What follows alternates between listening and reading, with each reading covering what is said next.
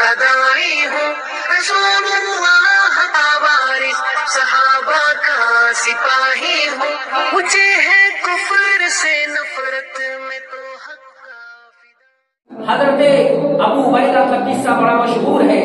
حضرت ابو عبیدہ ملک شام کے گورنر ہے۔ حضرت ابو عبیدہ کے پاس ایک مرتبہ امیر المومنین حضرت عمر آتے ہیں۔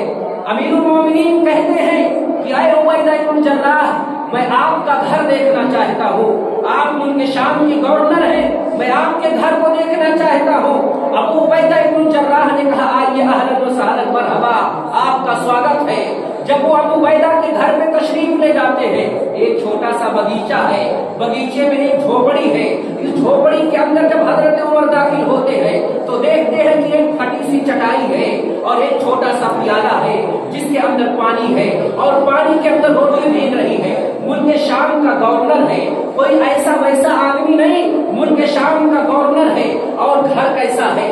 گھر ایک جھوپڑی کے مانند ہے، ایک پھٹی ہوئی چٹائی ہے اور اسی طرح سے ایک لوٹا ہے جس کے اندر روٹی بھیگ رہی ہے۔ امیر المومنین نے پھٹی ہوئی چٹائی کو دیکھ کر کے کہا، امیر المومنین نے پوچھا ابو عبیدہ یہ کیا ہے؟ کہا امیر المومنین یہ ایک چٹائی ہے جسے میں آدھا اوڑھ لیتا ہوں یا اسی طرح سے آدھا بچھا لیتا ہوں، ایک پیالہ ہے جسے میں پانی کے لیے استعمال کرتا ہوں۔ امیر المومنین نے کہا یہ جو ہے پیالے کے اندر روٹی کیوں بھیگ رہی ہے؟ اور اتنا دیکھ کر کے ابو عبیدہ بن جراح کے آنکھ میں آنسو آ گئے۔ حضرت امیر المومنین عمر بن خطاب رضی اللہ تعالیٰ عنہ رونے لگے۔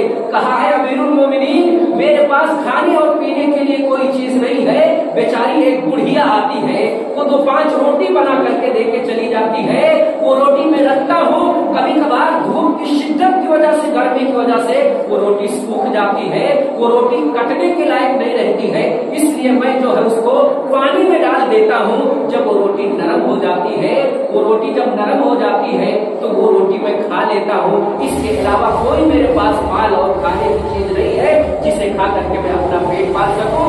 یہ دیکھ کر کے حضرت عمر بن خطاب رضی اللہ تعالیٰ عنہ رونے لگے۔ لیکن آج کے اس دور میں میرے بھائیوں، میں آپ کو یہ بتلانا چاہتا ہوں، حضرت سفیان بیان فرماتے ہیں کہ المال فی زماننا ھذا سلاح المؤمن۔ سنو، اس زمانے میں جو مال ہے نا، یہ مومن کا ہتھیار ہے۔ اگر مال فی زماننا ھذا کہ مال ہمارے اس زمانے میں مومن کا ہتھیار ہے۔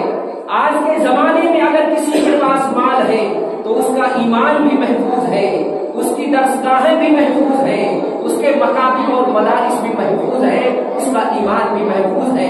اگر اس زمانے میں مال نہ ہو، دولت نہ ہو، تو آج کتنے ایسے لوگ ہیں جو اپنے ایمان کا سودا کرتے ہوئے نظر آتے ہیں۔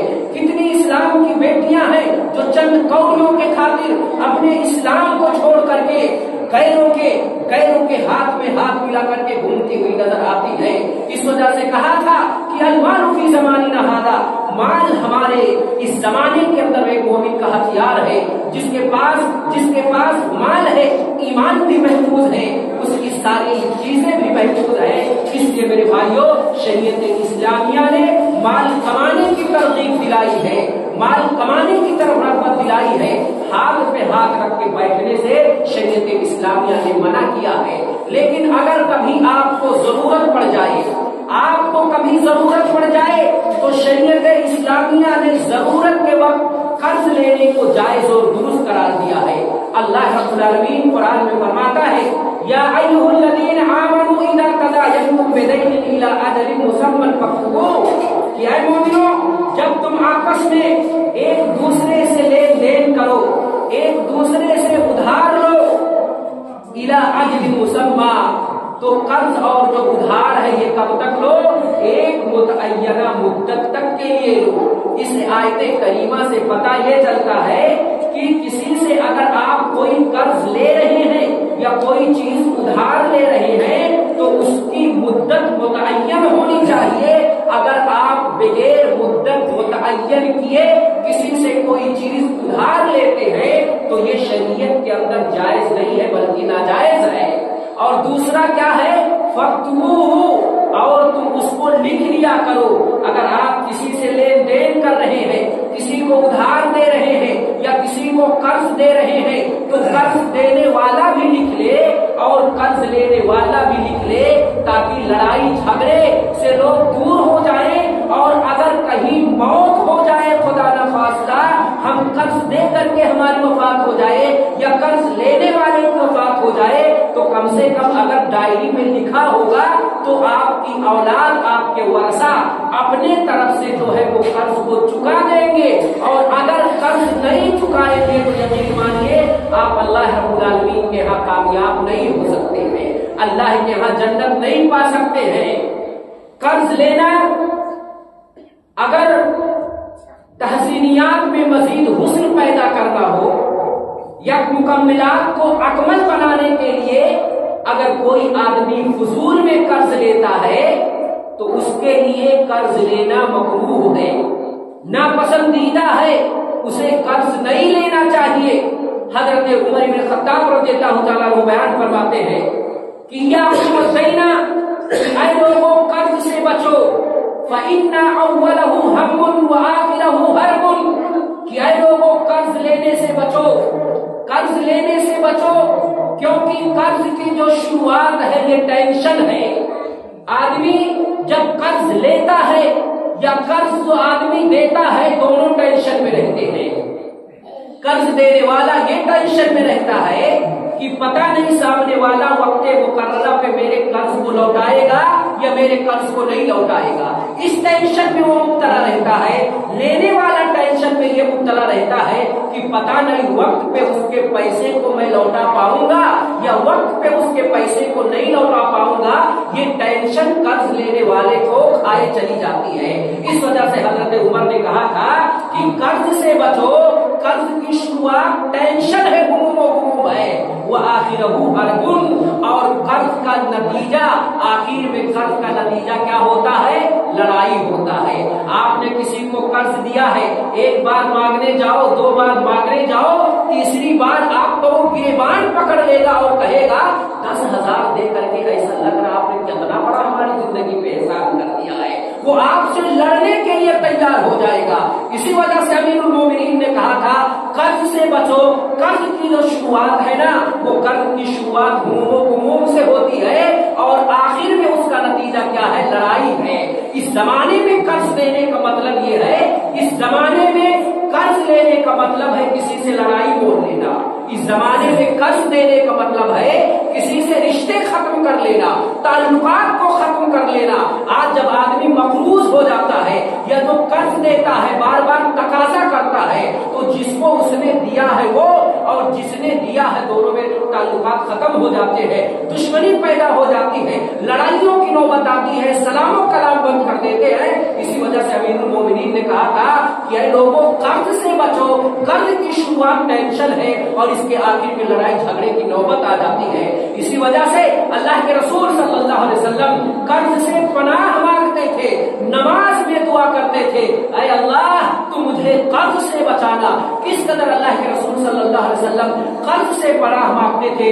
नसई शरीफ की रिवायत सुने, नसई शरीफ की रिवायत सुने या बुखारी के अंदर भी ये रिवायत मौजूद है कि अन आयशा रज़ियल्लाहु अन्हा अन्हा क़ालत अन्न नबी सल्लल्लाहु अलैहि वसल्लम काना यदउ फी सलाती अल्लाहुम्मा इन्नी अऊज़ु बिका मिनल माग़रिब वल मग़रिब फ़क़ाल लहू क़ाइल या रसूलल्लाह मा अक्सरा मा तस्तईज़ु मिनल मग़रिब फ़क़ाल नबी सल्लल्लाहु अलैहि वसल्लम इन्ना रजुला इज़ा ग़रिमा हद्दसा फ़कज़ब व वअदा फ़अख़लफ़ा औ कमा क़ाल नबी सल्लल्लाहु अलैहि वसल्लम। अख़रजहु बुखारी फी किताब इस्तिक़रार। इमाम बुखारी रहमहुल्लाह ने इसको जहां कर्ज के मसाइल है वहीं पे इस हदीस का तज़किरा किया है। और राविया नरेटर इस हदीस की कौन है? उम्मुल मोमिनीन हज़रत आयशा है। वो बयान फरमाती है कि अल्लाह के रसूल अपनी नमाज में कर्ज से पनाह मांगते थे, गुनाह के कामों से पनाह मांगते थे। साइल ने सवाल कर लिया मा अक्सरा मा तस्तईज़ु मिनल मग़रिब या रसूलल्लाह, ऐ अल्लाह के रसूल सल्लल्लाहु अलैहि वसल्लम आप कर्ज से इतना ज्यादा पनाह क्यों मांगते हैं? अल्लाह के रसूल सल्लल्लाहु अलैहि वसल्लम ने बयान किया कि जब आदमी मकरूज हो जाता है, कर्ज ले लेता है, तो जब वो बात करता है तो झूठ बोलता है। आप उससे अपना कर्ज मांगने के लिए जाओ तो वो बहाना बनाता है। मौलाना या जिससे भी उसने कर्ज लिया है, अरे भाई मैंने चेक जो है डाल दिया है बैंक में, मैंने चेक डाल दिया है, जैसे ही मेरा चेक पास हो जाएगा, आप बुला करके मैं आपका पैसा लौटा दूंगा। अगर वो घर में बैठा है, आपने फोन कर दिया कि भाई आपने कर्ज लिया था 10,000 लाके दे दो, मुझे जरूरत है, तो वो अगर घर में बैठा है तो बोलता अरे भाई मैं उतरौला चले आया हूँ, इटावा चले आया हूँ या मुंबई चले आया, घर पे नहीं हूँ, इंशाल्लाह घर लौट करके आऊंगा तो आपका पैसा चुका दूंगा। वो बहाने पे बहाना मारता है। जब वो वादा करता है तो वादा खिलाफी भी करता है और कहता अगर 1 महीने में दूंगा तो 1 महीना गुजर जाता है, वो कहता है भाई मेरे पास मुसीबत आ गई है, मैं अभी 1 महीने बाद आपको अदा करूंगा। हालांकि पैसा होता उसके पास, लेकिन वो नहीं देना चाहता, वादे पे वादा करता है और उसकी वादा खिलाफी करता है।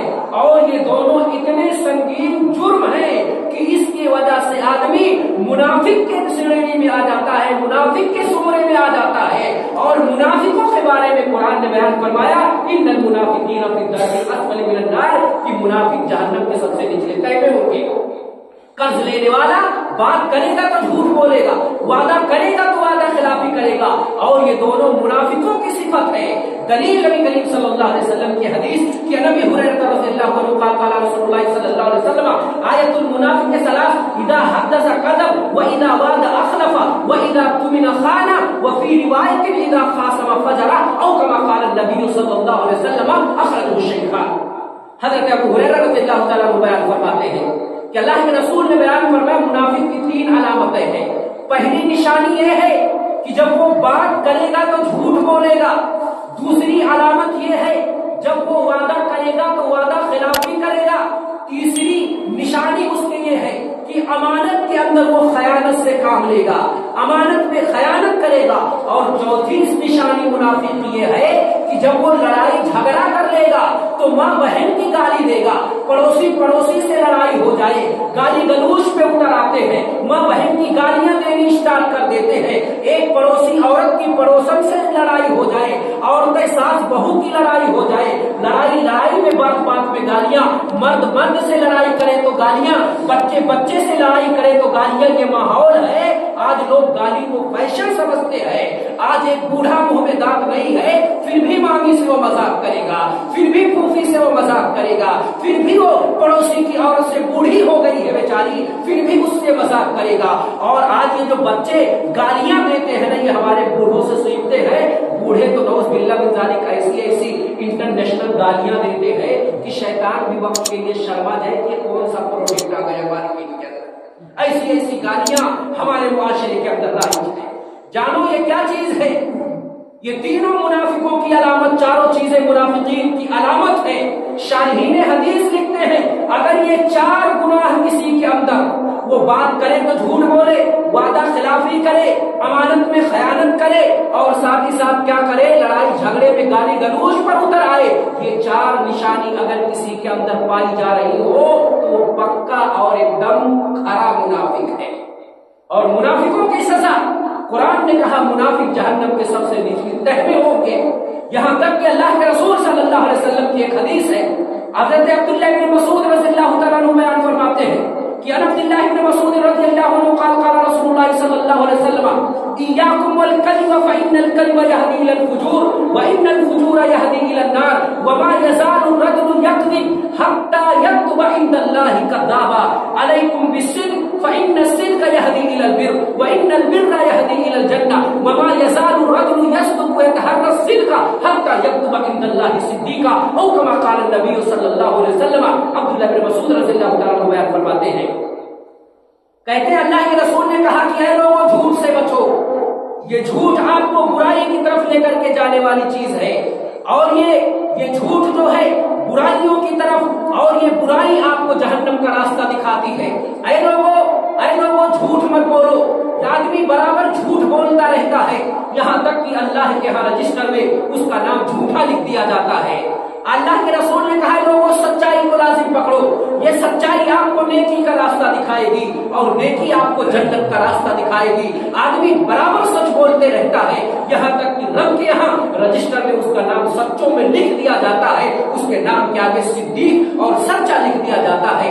इसलिए अल्लाह के रसूल जो कसरत से कर्ज से नमाज में पनाह मांगते थे, वजह मेरे भाइयों यही थी कि जब आदमी मफलूज हो जाता है, कर्ज ले लेता ہے تو وعدہ خلافی کرتا ہے، اور اسی طرح سے جب بات کرے گا تو وہ جھوٹ بولے گا۔ انہی دونوں مذموم صفتوں سے بچنے کے لیے جناب محمد رسول اللہ صلی اللہ علیہ وسلم اپنی نماز میں قرض سے پناہ مانگتے تھے۔ ہم قرض کو معمولی سمجھتے ہیں، ہم نے پان والے کے ہاں پان کھا کے چونا لگا دیا۔ فضیلت الشیخ عبدالسلام بیٹھے ہوئے ہیں، چونا لگانے کا مطلب سمجھتے ہیں آپ کہ فلاں نے فلاں کو چونا لگا دیا، یعنی بیوقوف بنا دیا۔ اور آج جو پان کی دکانوں پہ ہم پان کھا کے چونے کا ٹک مار دیتے ہیں، یہ دلیل ہی اس بات کی طرف ہے کہ یہ جب تک مجھوا گاؤں میں رہے گا پان کھائے گا، اور موقع ملے گا تو ٹرین پکڑ کے ممبئی بھاگ جائے گا، وہ پیسہ ملنے والا نہیں ہے۔ چائے والے کے ہاں ہم 1-2 چائے پی کر کے چلے آتے ہیں، لیکن 15 دن ممبئی سے آئے ہیں، جیب بڑی گرم ہے، ماشاءاللہ، آؤ 4 لوگ چائے پیو۔ اس کے بعد 1 ہفتہ بیتا تو اکیلے چائے پیو۔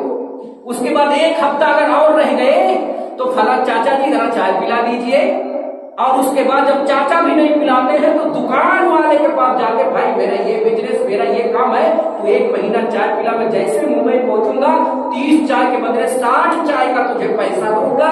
اور پتا چلتا مہینہ بیتا اور یہ حضرت ٹرین سے 2-2-11 ممبئی پہنچ گئے، اور 1-2 سال آئے ہی نہیں، پتا نہیں بیچارہ چائے بیچنے والا زندہ ہے یا دنیا سے چلے گیا۔ یہ جو ہم لوگوں کو چونا لگاتے ہیں، اللہ رب العالمین کے ہاں کہاں بچ کر کے جاؤ گے؟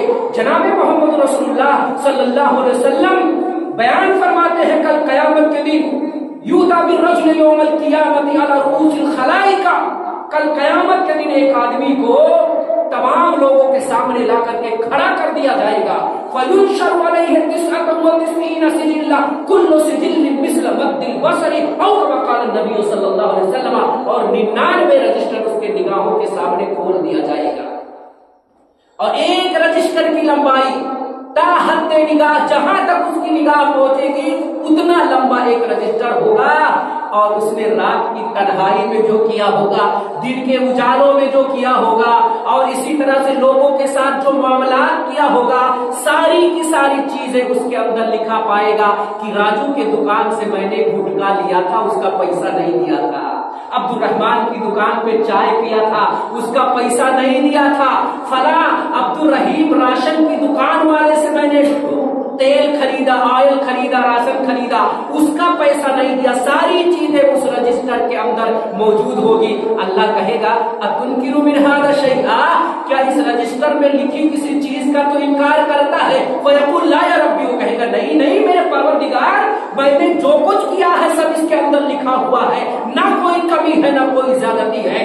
اللہ کہے گا کہ تیرے دونوں کندھوں پہ بیٹھے جو فرشتے دن رات لکھ رہے ہیں، کیا تیرے ساتھ کوئی ان کی رنجش تھی کیا، کوئی دشمنی تھی کیا؟ رنجش اور دشمنی کی بنیاد میں کیا کوئی فرشتوں نے کچھ زیادہ تو نہیں لکھ دیا ہے؟ وہ کہے گا میرے پروردگار کچھ نہیں، جو میں نے کیا ہے سب فرشتوں نے لکھ دیا ہے۔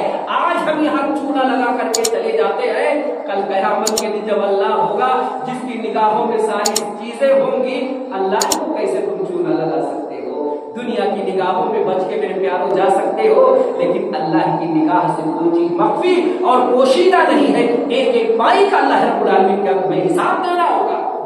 اللہ کے رسول صلی اللہ علیہ وسلم اس آدمی کی نماز جنازہ نہیں پڑھتے تھے جو آدمی قرض لے کر کے اور ادا نہیں کیا دنیا سے چلے گیا، ایسے آدمی کی نماز جنازہ جناب محمد رسول اللہ صلی اللہ علیہ وسلم نہیں پڑھتے تھے۔ بطور دلیل نبی کریم صلی اللہ علیہ وسلم کی حدیث کی انسل بن الاقوع رضی اللہ عنہ قال كنا جلوسا عند رسول الله صلى الله عليه وسلم اذ اتي بجنازة فقالوا صل عليها فقال هل عليه دين قالوا لا فقال هل ترك شيئا قالوا لا فصلى عليها ثم اتي بجنازة اخرى فقالوا يا رسول الله صلى الله عليه وسلم صل عليها فقال هل عليه شيء قال لا قال هل عليه شيء قيل نعم قيل نعم فقال هل ترك شيئا قالوا 3 دنانير فصلى عليها ثم اتي بالثالثة فقالوا يا رسول الله صلى الله عليه وسلم عليها فقال هل ترك شيئا قالوا لا قال هل عليه دين قال نعم فقال صلوا على صاحبكم فقام أبو قتادة صل عليه يا رسول الله وعلي دينه او النبی صلی اللہ علیہ وسلم اخرجہ البخاری، بخاری شریف کی روایت ہے۔ سلمہ ابن اقوہ بیان فرماتے ہیں کہ ہم اللہ کے رسول کے ساتھ بیٹھے ہوئے تھے، اتنے میں ایک جنازہ آ گیا، اللہ کے رسول سے کہا گیا جنازہ پڑھ دیجئے۔ اللہ کے رسول نے کہا اس کے اوپر قرض ہے؟ کہا نہیں۔ کہا یہ وراثت میں کیا چھوڑ کر کے جا رہا ہے؟ کہا کچھ نہیں۔ جناب محمد رسول اللہ نے نماز جنازہ پڑھی، دوسرا جنازہ لایا گیا، اللہ کے رسول سے پوچھا گیا، اللہ کے رسول نے پوچھا اس کے اوپر کوئی قرض ہے کسی کا؟ کہا اس نے 2 روپیہ یا 2 دینار قرض لیا ہے۔ اللہ کے رسول نے کہا چھوڑ کر کیا جا رہا ہے؟ کہا 3 دینار چھوڑ کر کے جا رہا۔ کہا اس کے طریقے سے 2 دینار ادا کر دو۔ ادا کیا گیا، جناب محمد رسول اللہ نے نماز جنازہ پڑھی، تیسرا جنازہ لے کر کے آیا گیا۔ اللہ کے رسول نے پوچھا یہ مقروض ہے کیا؟ کہا ہاں اس نے قرض لیا ہے۔ رسول محترم نے کہا وراثت میں کیا چھوڑ کر کے جا رہا ہے؟ کہا وراثت میں کچھ بھی چھوڑ کر کے نہیں جا رہا ہے، یہ مقروض ہے، قرض کی حالت میں وفات اس کی ہوئی ہے، اس کے طرف سے کسی نے قرض ادا نہیں کیا ہے۔ رسول محترم نے کہا صلو علی صاحبکم، اے میرے پیارو جاؤ تم اس کی نماز جنازہ پڑھو، میں محمد اس آدمی کی نماز جنازہ نہیں پڑھتا جو قرض کھا کر کے قرض نہ دیا ہو، موت ہو گئی ہو اس کو، موت سے پہلے اس نے قرض ادا نہ کیا ہو، ایسے انسان کی نماز جنازہ میں محمد نہیں پڑھتا۔ ابو قتادہ انصاری صحابی کھڑے ہوئے ہیں، وہ ذمہ داری لے لیتے ہیں، علیہ دین ہو یا رسول اللہ، اے اللہ کے رسول صلی اللہ علیہ وسلم میرے ذمے اس کا قرض ہے، میں اس کے قرض کو ادا کر دوں گا۔ تب جا کر کے رسول محترم نے نماز جنازہ پڑھائی، وہ دن پورا گزر جاتا ہے، دوسرا دن جب آتا ہے رسول محترم ابو قتادہ کے پاس سے گزرتے ہیں، ابو قتادہ سے کہتے ہیں اے ابو قتادہ کل تم نے وعدہ کیا تھا کہ تم فلاں کے قرض کو لوٹا دو گے، فلاں کے قرض کو چکا دو گے، کیا آپ نے اس آدمی کے قرض کو لوٹایا چکایا کہ نہیں چکایا؟ ابو قتادہ نے کہا اللہ کے رسول میں بھول گیا تھا۔ اللہ کے رسول نے کہا ابو قتادہ تم اس کے قرض کو لوٹا دو۔ اللہ کے رسول چلے جاتے ہیں، پھر تیسرے دن آتے ہیں، پوچھتے ہیں صحابی سے ذمہ داری تم نے لیا تھا، قرض کو لوٹایا یا قرض کو نہیں لوٹایا؟ کہا اللہ کے رسول ان کی جانب سے میں نے قرض کو چکا دیا ہے۔ رسول محترم نے کہا تھا الآن برد علیہ جلدہ، اب جا کر کے آپ نے اس کی چمڑی کو ٹھنڈک پہنچائی ہے، اب جا کر کے آپ نے اس کی روح کو تسلی بخشی ہے۔ یہ حدیث بتلا رہی ہے کہ اگر آدمی جس قرض لیا ہے اور دینے سے پہلے اس کی موت ہو جاتی ہے تو اس وقت تک اس کی روح لٹکی ہوئی رہتی ہے، اس وقت تک جنت میں نہیں جائے گی جب تک کہ اس کے جانب سے قرض کو نہ لوٹا دیا جائے، قرض کو نہ چکا دیا جائے۔ اب بتاؤ اگر آپ نے جس سے قرض لیا ہے اور آپ نے لکھا نہیں ہے تو آپ کی اولاد کو کیسے پتا چلے گا کہ میرا باپ فلاں آدمی سے قرض لیا تھا؟ جب اس کو پتا نہیں چلے گا تو لوٹائے گا نہیں، اور جب قرض لوٹائے گا نہیں تو آپ کی روح کو سکون نہیں مل سکتا، راحت نہیں مل سکتی ہے آپ کی روح کو، آپ کی روح لٹکی ہوئی رہتی ہے۔ اللہ کے رسول کی حدیث ہے نفس المومن معلقۃ بدینہ حتی یقضی عنہ، ایک مومن کی جو جان ہے، جو روح ہے، یہ لٹکی ہوئی رہتی ہے یہاں تک کہ اس کے جانب سے قرض کو ادا کر دیا جائے۔ میرے پیارو اگر کوئی آدمی قرض لے کے ادا نہیں کرتا ہے تو یاد رکھیے چاہے وہ اللہ کے راستے میں شہید ہی کیوں نہ ہو جائے، اور شہادت کتنا بڑا مقام ہے۔ اللہ کے رسول کی حدیث ہے ان الشہادۃ تکفر کل ذنب الا الدین، کہ شہادت تمام چیزوں کے گناہوں کو مٹا دیتی ہے۔ یہ گردن کٹوانا اللہ کے لیے یہ کوئی معمولی کام نہیں ہے، تکلیف دہ کام ہے۔ اس کا اجر اور ثواب یہ ہے کہ اللہ کے راستے میں شہید ہو جانا یہ سارے گناہوں پر پردہ ڈال دیتی ہے شہادت۔ لیکن قرض ایسا معاملہ ہے، قرض ایسی چیز ہے کہ یہ قرض کا گناہ اتنا بڑا ہے کہ شہادت بھی اس کے گناہ کو نہیں دھو پاتی ہے۔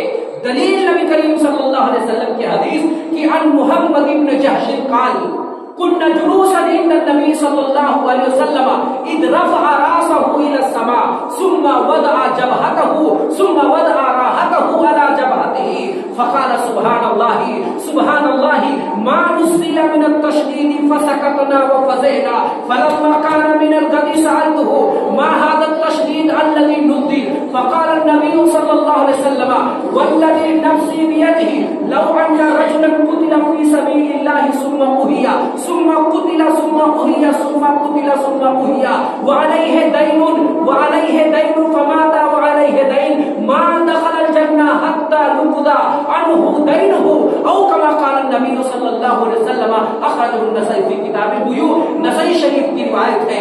मोहम्मद इब्न जहश बयान फरमाते हैं कि हम अल्लाह के रसूल के साथ बैठे हुए थे, इतने में जनाब मोहम्मद रसूलुल्लाह सल्लल्लाहु अलैहि वसल्लम ने अपने सर को आसमान की तरफ किया, फिर अपने सर को झुका लिया और अपने दोनों हाथ को अपने सर पे रख करके कहा सुभान अल्लाह मा नुज़िला मिन तशदीद, सुभान अल्लाह कितनी शक्ति है, सुभान अल्लाह कितनी शक्ति है, सुभान अल्लाह कितनी शक्ति है।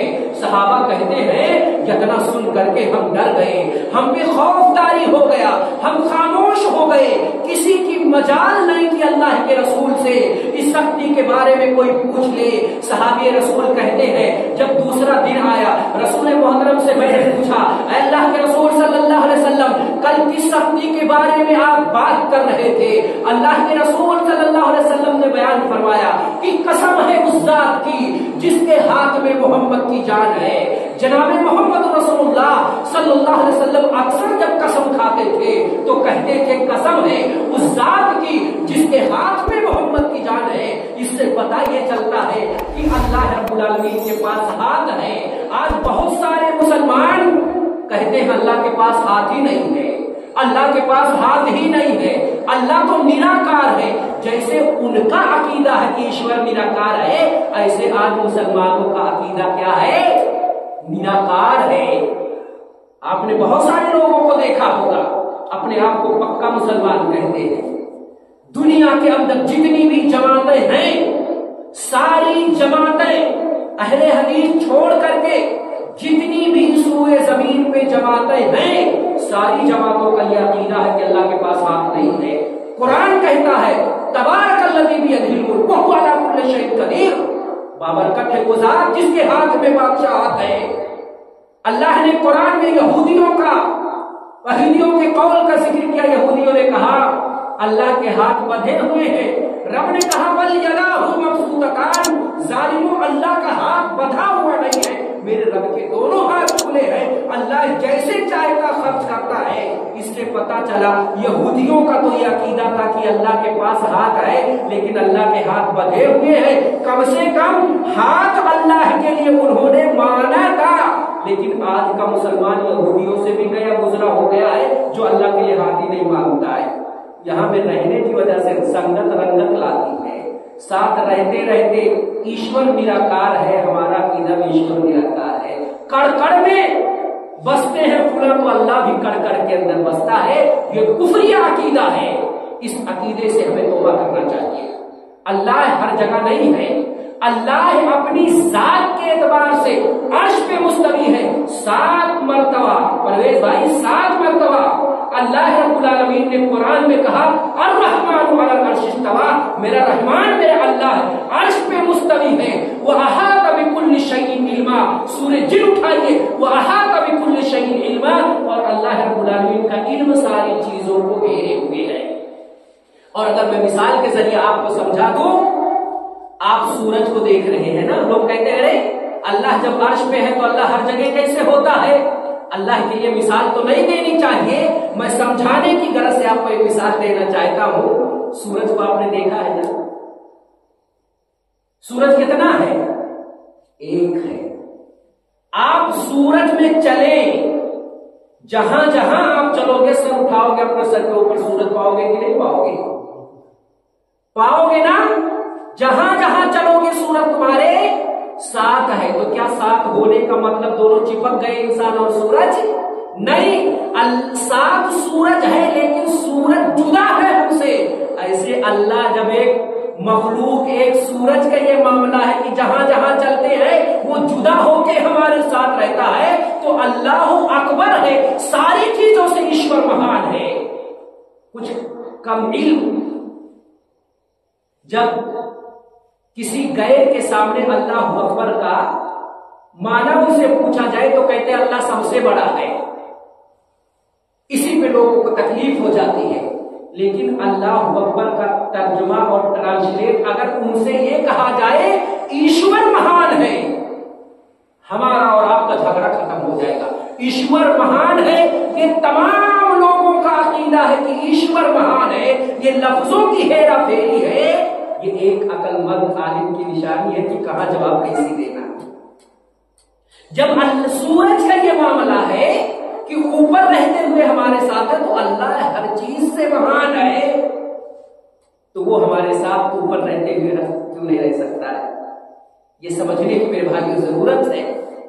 تو میں ذکر کر رہا تھا اللہ کے رسول صلی اللہ علیہ وسلم بیان فرما رہے ہیں، کہہ رہے ہیں قسم ہے اس ذات کی جس کے ہاتھ میں محمد صلی اللہ علیہ وسلم کی جان ہے، اگر تم میں سے ایک آدمی اللہ کے راستے میں شہید ہو جائے، پھر اس کو رب زندگی عطا کرے، پھر دوبارہ شہید ہو جائے، پھر اللہ اس کو زندگی عطا کرے، وہ دوبارہ شہید ہو جائے، ما دخل الجنہ، وہ جنت میں داخل نہیں ہو سکتا اس حال میں کہ اس کے اوپر قرض ہو، یعنی اس کے اوپر قرض ہو، قرض کی حالت میں اس کی وفات ہو گئی ہو، اللہ کے رسول فرماتے وہ جنت کے اندر داخل نہیں ہوگا حتی یقضی عنہ دینہ، یہاں تک کہ اس کے جانب سے اس کے قرض کو ادا کر دیا جائے۔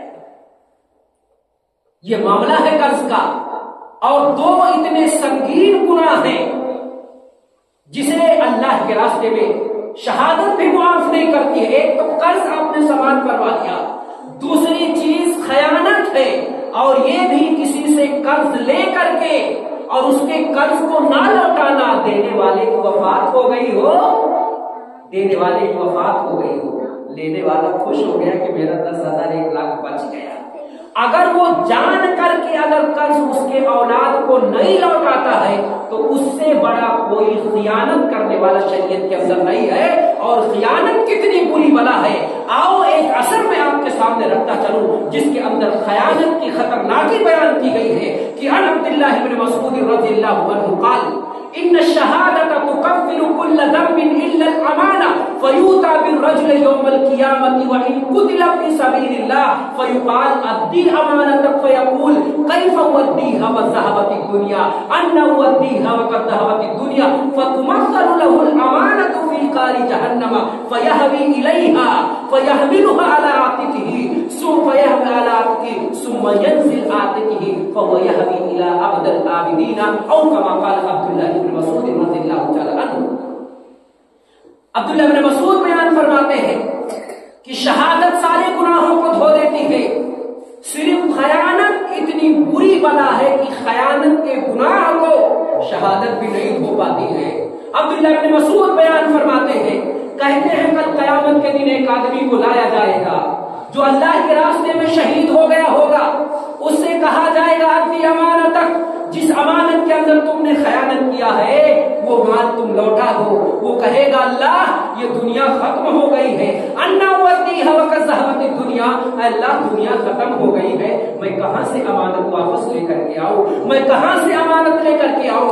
روایت کے اندر ہے اس سے کہا جائے گا کہ امانت میں جس نے تو نے خیانت کی ہے وہ مال لے کر کے آ جاؤ، کہے گا تو کچھ بچا نہیں، کہاں سے لے کر کے آؤ۔ فتمثل الامانۃ فی قار جہنم، جس امانت کے اندر اس نے خیانت کیا ہے نا وہ امانت اسے جہنم کی آگ میں دکھائی جائے گی، اس سے کہا جائے گا اگر تو امانت کو نکال کر کے لے آ تو میں تجھے نجات دے دوں گا، تجھے جہنم سے بری کر دوں گا۔ وہ جہنم سے برات پانے کے لیے، چھٹکارا پانے کے لیے وہ جہنم کی آگ میں کودے گا، امانت کو اٹھائے گا، اٹھا کر کے کاندھے پہ لادے گا اور جب جہنم کی طرف چڑھے گا کہ ابھی میں نکل جاؤں گا، امانت دوبارہ پھسل کر کے جہنم میں گر جائے گی، پھر وہ امانت کو جہنم میں کود کر کے اٹھائے گا، اپنے کندھے پہ لادے گا، اوپر چڑھے گا، پھر امانت پھسل کر کے جہنم میں گر جائے گی۔ روایت کے اندر ہے فَهُوَ يَهْوِي إِلَى النَّارِ إِلَى أَبَدِ الْآبِدِينَ، وہ جہنم میں ہمیشہ گرتے رہے گا، امانت کو اٹھاتا رہے گا، امانت پھسلتی رہے گی، وہ جہنم میں گرتا رہے گا۔ میرے بھائیوں ضرورت اس بات کی ہے جس قرض کی وجہ سے آدمی امانت پہ خیانت کرتا ہے اس سے ہمیں اور آپ کو بچنا چاہیے۔ جب ضرورت پڑے تب قرض لو اور پوری نیت کے ساتھ لو کہ جب میں قرض لوں گا تو لیتے سمے یہ نیت کر لے کہ میں قرض کو وقت متعینہ پہ لوٹا دوں گا۔ اس لیے میرے بھائیوں ضرورت اس بات کی ہے کہ قرض کے معاملے میں ہم صفائی کا مظاہرہ کریں۔ اچھا، ایک اور شک اس کے اندر ہے کہ مثال کے طور پہ کسی آدمی نے ایک آدمی سے قرض لے لیا، دینے والا مضبوط ہے، سامنے والا حقیقت میں غریب ہو گیا ہے، قرض لوٹانے کی طاقت نہیں رکھتا، تو شریعت نے یہ بھی راستہ نکالا ہے کہ جو صاحب ثروت ہیں، جن کے پاس اللہ نے مال سے جن کو نوازا ہے نا، وہ اپنے مال کو اس سے معاف کر دیں یا اس کے قرض کو کم کر دیں۔ اس کا فائدہ کیا ہوگا؟ اللہ کے رسول صلی اللہ علیہ وسلم کی حدیث ہے کہ من انذر المحسن اذلہ اللہ یوم القیامت یوم لا ذل الا ذلہ، کہ اللہ رب العالمین کیا کرے گا؟ جس نے کسی قرضدار کے قرض کو معاف کر دیا، مقروض کے قرض کو معاف کر دیا یا قرض کو کم کر دیا، کل قیامت کے دن اللہ اس کو اپنے عرش کا سایہ عطا فرمائے گا، جس دن رب کے عرش کے علاوہ کوئی سایہ نہیں ہوگا۔ ایسے وقت پہ اللہ رب العالمین اپنی رحمتوں کا سایہ اس بندے پہ کرے گا جس نے اپنے بھائی کے لیے قرض کو معاف کر دیا ہے، یا ایک آدمی مقروض ہے قرض میں، اس کی مدد کر دیا ہے۔ اور کل قیامت کے دن اللہ کے رسول صلی اللہ علیہ وسلم بیان فرماتے ہیں کہ اللہ اس کے سر سے بہت بڑی مصیبت کو دور کر دے گا۔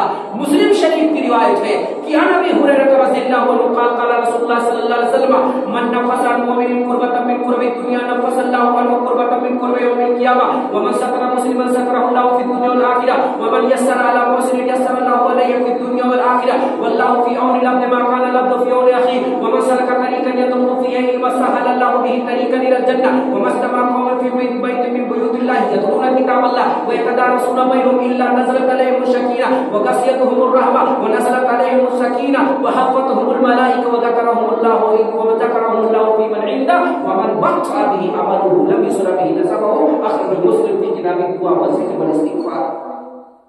مسلم شریف کی روایت ہے، اللہ کے رسول صلی اللہ علیہ وسلم بیان فرماتے ہیں کہ جس نے کسی کے سر سے قرض کو دور کر دیا، مصیبت کو دور کر دیا، اللہ رب العالمین کا قیامت کے دن اس کے سر سے مصیبت کو دور کر دے گا۔ جس نے کسی مسلمان کے لیے دنیا میں آسانی پیدا کیا، اللہ رب العالمین کا قیامت کے دن اس کے معاملات کو آسان فرما دے گا۔ اللہ کے رسول کی ایک اور حدیث ہے کہ جس نے ضرورت میں اپنے بھائی کی مدد کر دیا، چاہے وہ مومن ہو یا فاسق ہو یا فاجر ہو، مسلم ہو، جس نے اپنے بھائی کی مدد کر دیا مصیبت کے اندر، کل قیامت کے دن اللہ اس کے قدم کو ثابت رکھے گا۔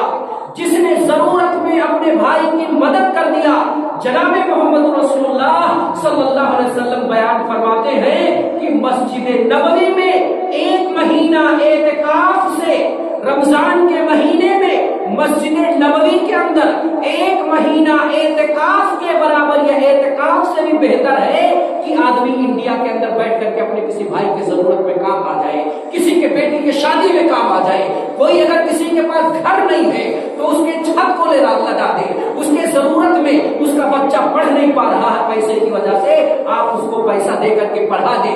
یتیم کے سر پہ جہاں دوپٹہ نہ ہو، آپ اگر دوپٹہ رکھ دیتے ہیں، یہ بہت بڑا کام ہے۔ مسجد نبوی میں لوگ جانے کے لیے ترستے ہیں، لاکھوں روپیہ خرچ کرنا پڑتا ہے۔ اللہ کے رسول بیان فرماتے ہیں رمضان کا مہینہ تمام مہینوں میں سب سے افضل، اور تمام مسجدوں میں کعبہ کو چھوڑ کر کے سب سے افضل مسجد نبوی ہے، تو وہاں نماز بھی سب سے افضل ہے، اعتکاف بھی سب سے افضل ہے۔ اللہ کے رسول بیان فرماتے ہیں اگر کسی نے اپنے بھائی کی ضرورت میں مدد کر دیا، چاہے وہ شادی بیاہ کا معاملہ ہو، تعلیم ہو، یتیم کے دوپٹے کا مسئلہ ہو، غریب کے کھانے کا مسئلہ ہو، رسول محترم بیان فرماتے ہیں اپنے بھائی کی ضرورت میں اگر اس نے وہ کام آ گیا، اس نے مدد کر دیا، تو مسجد نبوی میں ایک مہینہ اعتکاف کرنے سے بہتر ہے۔ اس سے عظیم چیز اور کیا ہو سکتی ہے؟ گھر بیٹھے ہم ایک مہینہ اعتکاف کا ثواب لے سکتے ہیں۔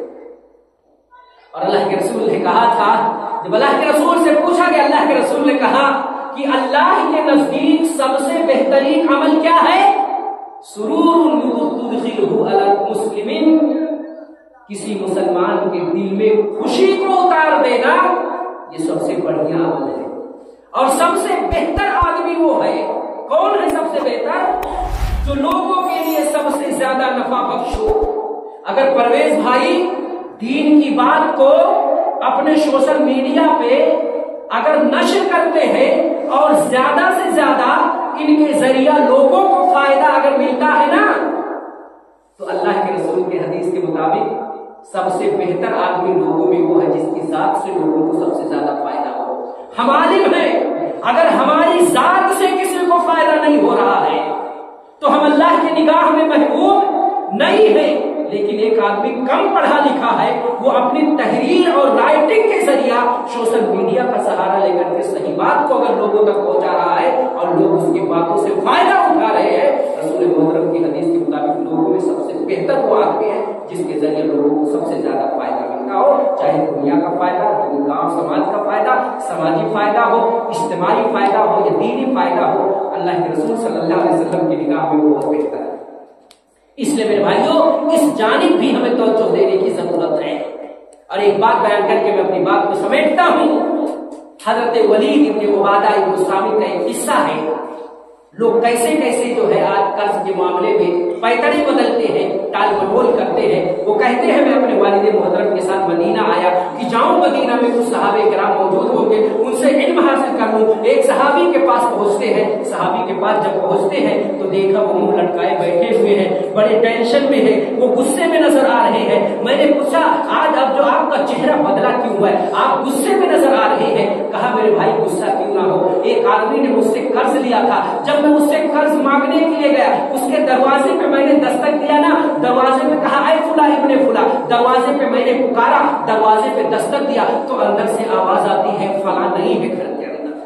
گھر کے اندر بیٹھے ہوئے آدمی لوگ ہیں نا، گھر میں بیٹھے لیکن کہتے نہیں بڑھیا چوراہے پہ ہو، بڑھیا میں بھی بڑھیا چوراہے پہ، ارے نہیں ابھی بڑھیا موجود تھا تو دکان کی وجہ سے دما آ گیا۔ ٹال مٹول کرتے کہ نہیں کرتے ہیں؟ صحابی کو جو ہے وہ آدمی جنہوں نے قرض لیا ہے وہ گھر کے اندر موجود ہیں، صحابی آواز دیتے ہیں، وہ جواب آتا اندر نہیں ہے، واپس آنے لگتے ہیں۔ چھوٹا سا بیٹا مل جاتا راستے میں، چھوٹے بچے معصوم ہوتے ہیں، انہیں حق ناحق کا تو علم ہی نہیں ہوتا، جھوٹ جانتے ہی نہیں ہے۔ جھوٹ بولنا تو پپا اما سے سیکھتا ہے نا، اما باہر کر باغیچے میں گھوم رہی ہے نا، کہیں باپ کا فون آ گیا تو کہاں بولتے ہیں گھر میں موجود ہو، بیٹے کے سامنے گھمانے رہی ہے کہاں تو گھوم رہی ہو، کہاں ہو، ارے نہیں گھر پہ پڑوسی جہاں بیٹھی ہے گھر میں موجود ہو۔ جھوٹ بولا جا رہا ہے کہ نہیں بولا جا رہا؟ اب وہ معصوم بچہ ہے بیچارہ، اس نے کہا، اس سے پوچھ لیا صحابی نے کہ تمہارے پپا کہاں ہے، والد محترم کہاں ہے؟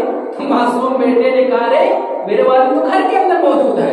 جب آپ نے ان کو دستک دیا نا کہ اے فلاں ابن فلاں، تو میرے باپ میرے امی کے ساتھ بیٹھے ہوئے تھے، جب وہ آپ نے آواز دیا تو آپ کی آواز کو سن کر کے وہ اما کے چارپائی کے نیچے بیٹھ گئے، جا کر اما کے چارپائی پہ کے نیچے جا کر کے بیٹھ گئے۔ اور کیوں؟ اس وقت دروازے ایسے نہیں تھے شیشہ پلائے، پھٹے ٹوٹے رہتے تھے، چٹائی وغیرہ کے لوگ نظر بھی آ سکتا تھا اگر سامنے چارپائی پہ بیٹھے ہو، جیسے کہ دروازہ پرانا تو سوراخ رہتا نا اس کے اندر، تو آدمی جھانک کر کے دیکھ سکتا ہے کہ اندر بیٹھے ہوئے۔ تو انہوں نے اپنی جان کو بچانے کہا کہ جب آپ نے آواز دیا تو میرے ابو جان جو میرے امی کے چارپائی کے نیچے چلے گئے۔ واپس ناراض ہوتے ہیں صحابی، جاتے ہیں اور کہتے ہیں اے فلاں ابن فلاں، مجھے معلوم ہے تو گھر کے اندر موجود ہے۔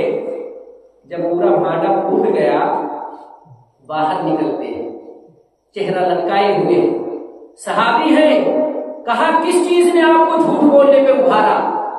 کہا میرے بھائی میں بہت کنگال آدمی ہوں، قرض نہیں دے سکتا، میرے پاس پیسہ نہیں ہے۔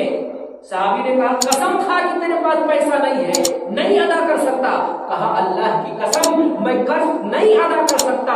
فوراً وہ صحابی اپنی ڈائری منگاتے ہیں اور ڈائری سے ان کے نام کو مٹا دیتے ہیں اور کہتے ہیں سن، اگر اللہ نے تجھ کو نوازا تو تو مجھے مال لوٹا دینا میرا، لیکن اگر تیرے پاس پیسہ نہیں ہے تو میں تیرا نام مٹاتا ہوں اور قرض کو معاف کرتا ہوں، کیونکہ میں نے رسول محترم کو یہ بیان فرماتے ہوئے سنا من سرہ ان ینجیہ اللہ من عذاب القبر فلینفس عن مسلم او لیضع عنہ، کہ جو شخص چاہتا ہے کہ اللہ اسے جہنم سے نجات دے دے تو وہ قرض مقروض کے قرض کو معاف کر دے یا اس کے قرض کو کم کر دے۔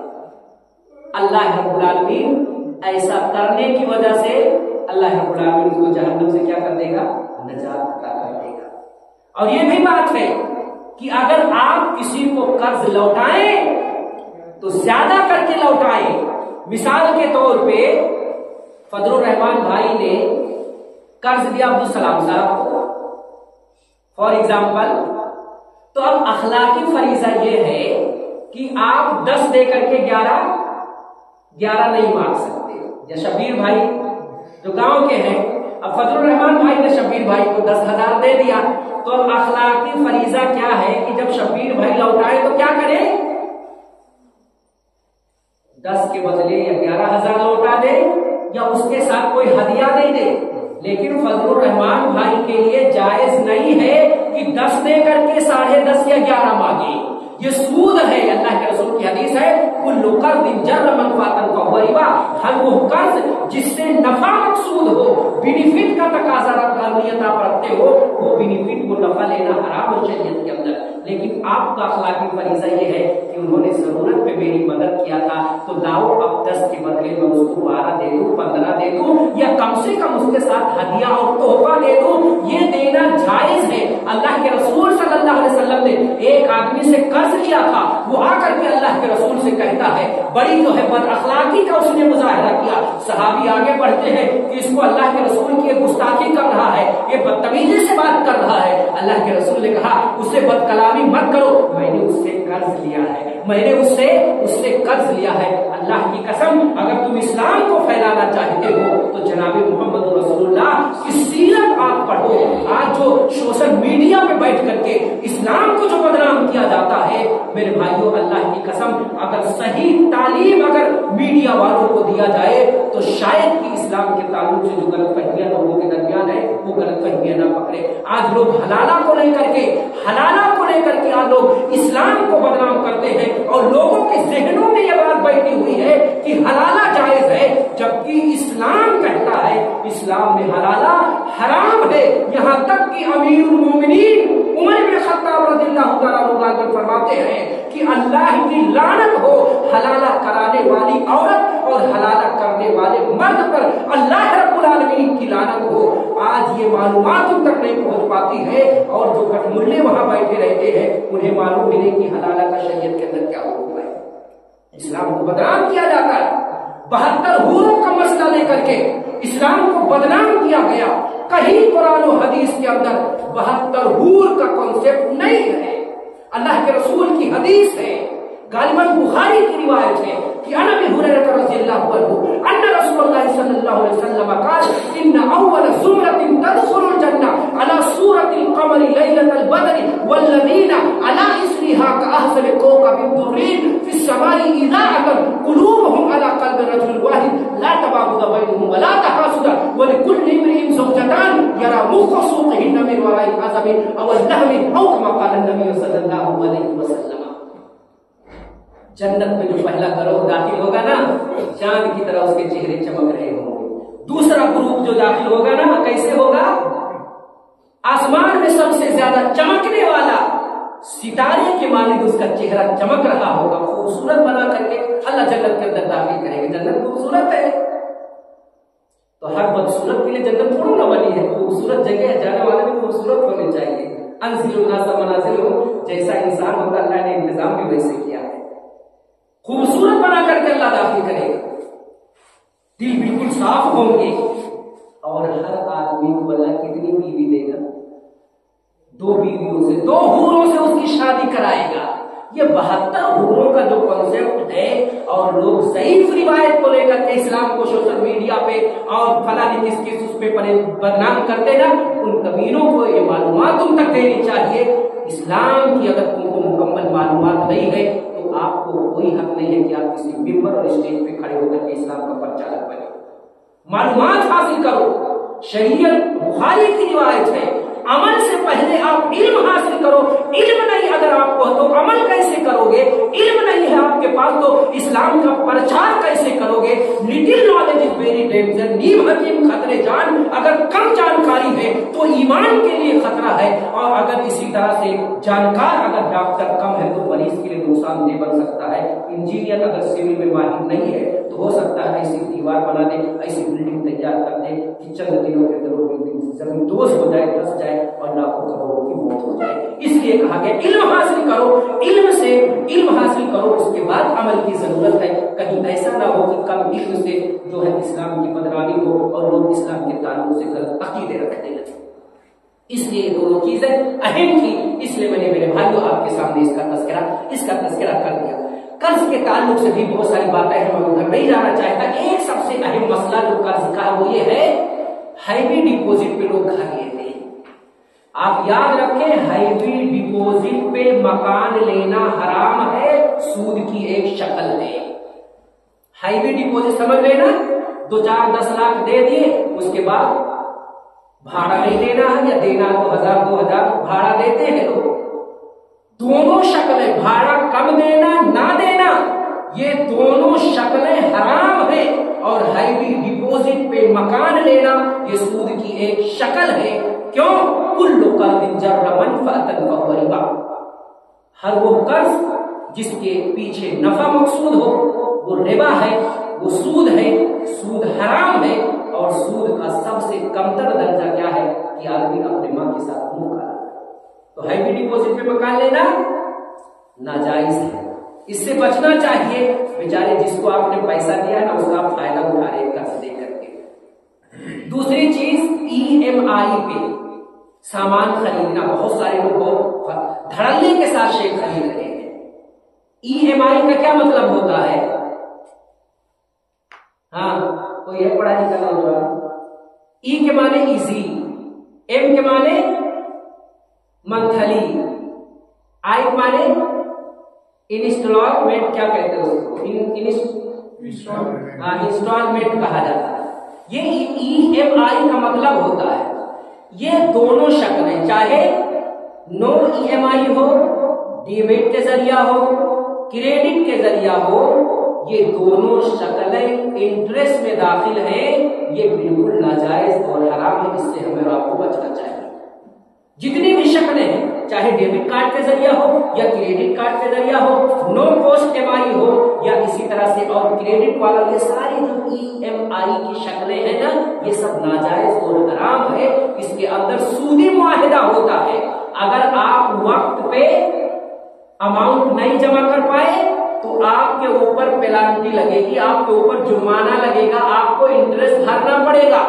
अगरचे आपको पूरा यकीन हो कि मैं वक्त से पहले जमा कर लूंगा, लेकिन उससे पहले आपने जो मुआहिदा किया है ना कि अगर वक्त में अमाउंट नहीं जमा कर पाऊंगा तो आपको इतना पेनाल्टी भरनी पड़ेगी, उस पे आपने मुआहिदा किया है। और ये मुआहिदा सूद पे मबनी मुआहिदा है। कुल्लो शर्त, हर वो शर्त जो किताबुल्लाह और सुन्नत रसूल के खिलाफ में हो, वो शर्त बातिल है, चाहे 100 शर्त ही क्यों ना हो। तो EMI पे कोई भी चीज खरीदना ये नाजायज और हराम है, इससे हमें और आपको बचना चाहिए। यहीं पे मैं अपनी बात को खत्म करता हूँ। अल्लाह रब्बुल आलमीन से मैं दुआ करता हूँ, अल्लाह रब्बुल आलमीन हमें हक बात कहने की तौफीक इनायत फरमाए, जब तक हमें जिंदा रखे, ईमान और तौहीद पर जिंदा रखे, खात्मा हो ईमान बिल खैर पर हो। व अक़ूलु क़ौली व अस्तग़फिरुल्लाह व लकुम व लिसाइरिल मुस्लिमीन फस्तग़फिरूह।